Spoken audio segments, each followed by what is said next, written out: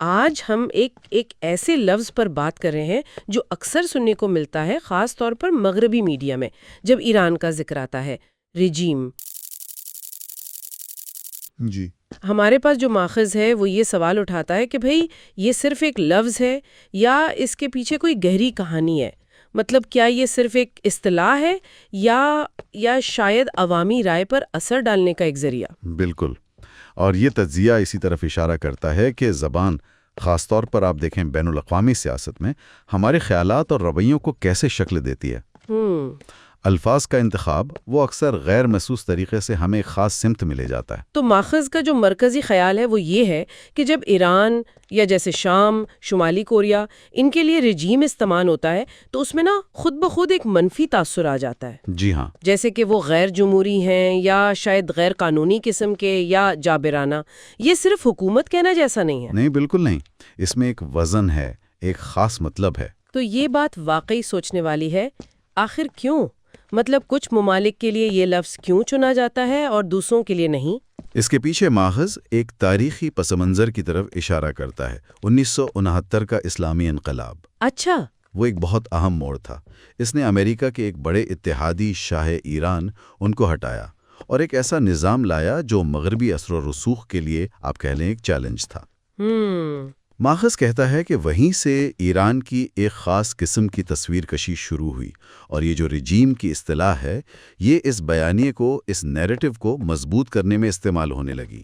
اور ماخذ ایک اور بڑی دلچسپ بات، ایک تضاد کی طرف بھی اشارہ کرتا ہے۔ جی، جیسے امریکہ کے کچھ اتحادی ممالک ہیں، سعودی عرب کی مثال لیں، وہاں بادشاہت ہے، انسانی حقوق پر بھی سوال اٹھتے ہیں۔ جی اٹھتے ہیں، لیکن ان کے لیے میڈیا میں عام طور پر رجیم کا لفظ نہیں سنتے، ان کے لیے حکومت، ریاست یا بادشاہت جیسے الفاظ استعمال ہوتے ہیں۔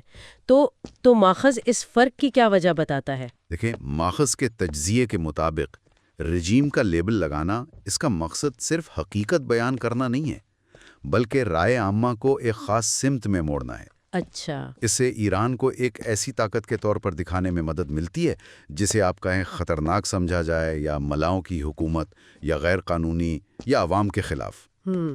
اور جب کسی ریاست کی ایسی تصویر بن جاتی ہے تو پھر اس کے خلاف اقدامات جیسے پابندیاں ہیں، یا سفارتی دباؤ ہے، یا یہاں تک کہ فوجی کارروائی کا امکان، اس کو بھی عوام میں زیادہ قابل قبول بنایا جا سکتا ہے۔ تو یہ بیانیہ ایک طرح سے جواز فراہم کرتا ہے ان اقدامات کا۔ بالکل، یہ ان اقدامات کو جواز دینے کا کام کرتا ہے۔ یعنی ماخذ اسے صرف لفظوں کا کھیل نہیں سمجھ رہا، وہ اسے ایک قسم کا نفسیاتی ہتھیار کہہ رہا ہے۔ جی ہاں، یہی اصطلاح استعمال کی ہے۔ اس کا مقصد صرف ایران کی بین الاقوامی ساکھ کو نقصان پہنچانا نہیں، بلکہ اس کے خلاف جو بھی اقدامات کیے جائیں ان کو ایسے پیش کرنا ہے جیسے وہ جمہوریت کی حمایت میں ہوں یا عالمی امن کے لیے ضروری ہوں۔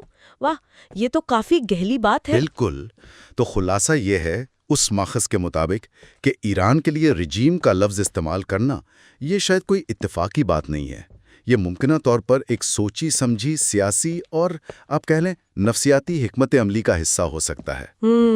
اور اس سارے تجزیے سے یہ ایک اہم سوال پیدا ہوتا ہے کہ ہم جو روز خبریں سنتے ہیں، تبصرے پڑھتے ہیں، اس میں جو زبان استعمال ہوتی ہے، ہم اس پر کتنی توجہ دیتے ہیں، اور یہ زبان کہیں انجانے میں ہمارے دنیا کو دیکھنے کے نظریے کو کیسے بنا رہی ہے۔ اور بالکل اسی نقطے پر ایک آخری سوچ سننے والوں کے لیے چھوڑتے ہیں کہ اس ماخذ کی روشنی میں کیا ہمیں میڈیا میں استعمال ہونے والی ایسی اصطلاحات پر زیادہ تنقیدی نظر ڈالنے کی ضرورت نہیں؟ جی، کہیں ایسا تو نہیں کہ ہم اکثر ایسے الفاظ کو بس یوں ہی قبول کر لیتے ہیں بغیر سوچے سمجھے، جن کے پیچھے شاید گہرے سیاسی مفادات یا کوئی خاص نظریاتی جھکاؤ چھپا ہو؟